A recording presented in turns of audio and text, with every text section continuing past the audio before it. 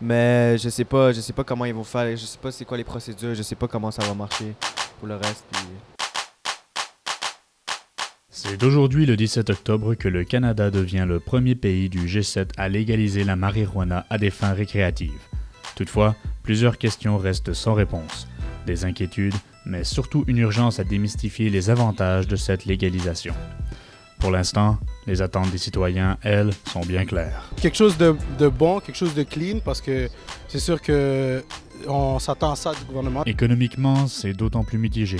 Les avantages, eux, sont encore sous une forme bien théorique.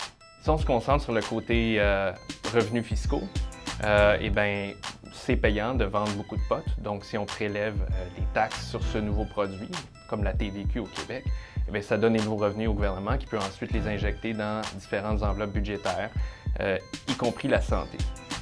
Justement, il ne faut pas faire l'erreur d'exclure le scénario où il y a des nouveaux problèmes de santé qui découleraient de cette légalisation-là.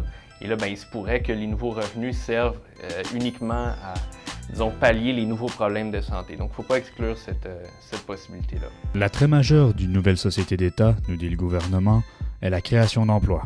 Par contre, ce principe ne fait pas l'unanimité. Légaliser le cannabis crée des nouveaux emplois, clairement, pour la production, la distribution, la mise en vente de ce cannabis-là.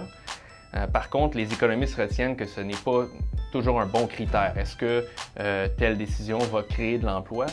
On sait par exemple qu'on pourrait payer des milliers de personnes à creuser des trous puis à les remplir après le lendemain et ça ne ferait pas avancer la société. Ces emplois créés par la législation du cannabis sont encore embryonnaires. Des salaires bas et des conditions peu avantageuses pour les travailleurs. C'est à même se demander si cet argument gouvernemental est valable pour l'instant. Pour l'instant, c'est-à-dire puisque cette situation conflictuelle est en démarche de changement. On est ici aujourd'hui pour syndiquer les travailleurs de la SQDC. À notre avis, 14 $ de l'heure, c'est nettement insuffisant.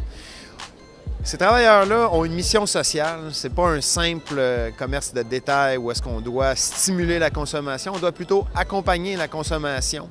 Et donc, ils ont reçu des formations pour ça. Et lorsqu'on va faire un programme d'évaluation des emplois, on est persuadé qu'on va pouvoir arriver à un salaire de 20-21 $ de l'heure. Et nous sommes persuadés également qu'on va être capable de négocier des bonnes clauses de conciliation travail-famille et également des bonnes clauses au niveau des horaires et de tous les avantages sociaux. Somme toute, une population contente mais insatisfaite du processus de légalisation du cannabis ambigu prôné par le gouvernement fédéral et provincial.